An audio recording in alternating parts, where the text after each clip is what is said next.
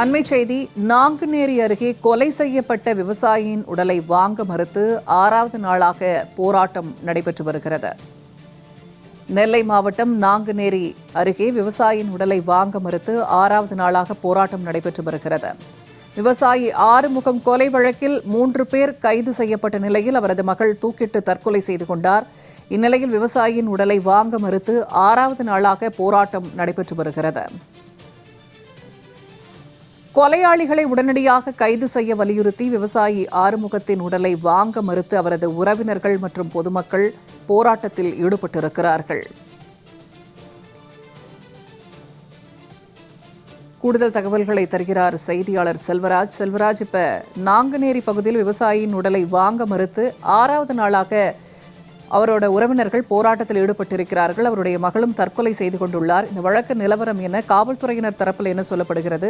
அவரது உறவினர்கள் என்ன சொல்றாங்க? நிச்சயமா பூர்ணிமா, நெல்லை மாவட்டம் நாங்குநேரி அருகே உள்ள வடக்கு நெல்லையப்பர்புரம் விவசாயி ஆறுமுகம் இவரை கடந்த 17ஆம் தேதி தோட்டத்துக்குள் செல்லும் வழியில் மர்ம கும்பல் என்பது இரும்பு ஆயுதங்களால் மிக கொடூரமாக தாக்கி கொலை செய்துள்ளார்கள்.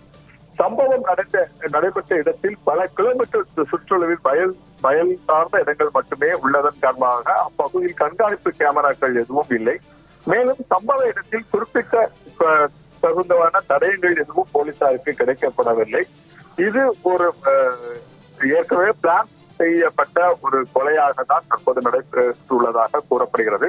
இதை பிடிப்பதற்கு 14 தனிப்படைகள் அமைக்கப்பட்டு கொலையாளிகளை தீவிரமாக தேடி வருகின்றனர். இதற்கிடையே ஆறுமுகத்தின் மகள் பேபி கனி என்பவர் நெல்லை தியாகராஜ் நகரில் உள்ள நகர்ப்புற நல்வாழ்வு மையத்தில் செவிலியராக வேலைப்பட்டு வந்தார். அந்த கொலையில் நாளில் வேலைக்கு செல்லாமல் பெரும் சோகத்தில் காணப்பட்டார். நேற்று காலை அவர் தூக்கு போட்டு தற்கொலை செய்து கொண்டார். மீட்கப்பட்ட அவரை நெல்லை அரசு மருத்துவக் கல்லூரி மருத்துவமனையில் அவரது உடல் இன்று காலை பிரேத பரிசோதனை செய்யப்பட உள்ளது. இந்த நிலையில் நேற்று 3 பேரை போலீசார் கைது செய்துள்ளார்கள். அவர்களின் விவரங்கள் என்பது தற்போது வரை வெளியிடப்படவில்லை. இது குறித்து நெல்லை மாவட்ட காவல்துறை கேட்கும்போது அது ரகசியமாக வைக்கப்பட்டுள்ளது. தொடர்ந்து அவரிடம் விசாரணை என்பது நடைபெற்றுக் கொண்டு வருவதாகவும் தெரிவித்துள்ளார்.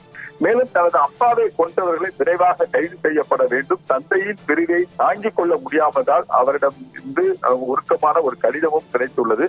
தொடர்ந்து காவல்துறை 6 நாட்களாக மெத்தனப்போக்கோடு இருப்பதன் காரணமாக தான் நான் தற்கொலை செய்து கொண்டதாகவும் அந்த பெண் ஒரு கடிதத்தையும் எழுதியுள்ளார். மேலும் தனது கையில் நான் ஏற்கனவே தாளில் தெரிவித்தது போலவே என்னையும் எனது தந்தையும் ஒரே இடத்தில் அடக்கம் செய்ய வேண்டும் எனவும் தனது கையில் அவர் பேனா மூலம் எழுதியது தற்போது வெளியாகியுள்ளது. இந்த சம்பவத்தை தொடர்ந்து அவரது உறவினர்கள் நேற்று நெல்லை மாவட்ட அரசு கல்லூரி முன்பாக மருத்துவ அரசு கல்லூரி முன்பாக மறியல் போராட்டத்தில் ஈடுபட்டனர். தொடர்ந்து இதனால் அவருடைய கிராமத்திலையும் வடக்கு நிலையப்புறத்திலையும் பலத்த போலீஸ் பாதுகாப்பு என்பது போடப்பட்டுள்ளது. இது போன்ற தொடர்ந்து தங்களுடைய அந்த கிணறு உள்ளிட்ட அந்த பகுதியிலும் இன்றும் 2வது நாளாக காவல்துறையினர் தங்களுடைய ஆய்வுகளை மேற்கொண்டு வருகிறார்கள். ஆனால் தடயங்கள் எதுவும் மீட்கப்படவில்லை. 3 பேரை கைது செய்யப்பட்ட நிலையில் அந்த 3 பேரின் விவரங்கள், அவர் பெயர் என்ன உள்ளிட்ட விவரங்களை வெளியிடப்படாமல் புலனாய்வுக்கு பாதிக்கப்படும் என போலீஸ் வட்டாரங்கள் தெரிவிக்கின்றன.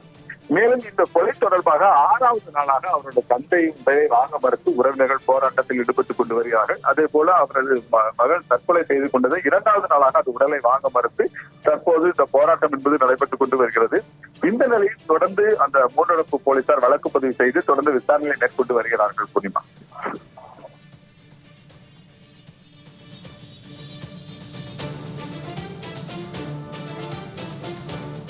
தகவல்களை பகிர்ந்து கொண்டமைக்கு நன்றி செல்வராஜ்.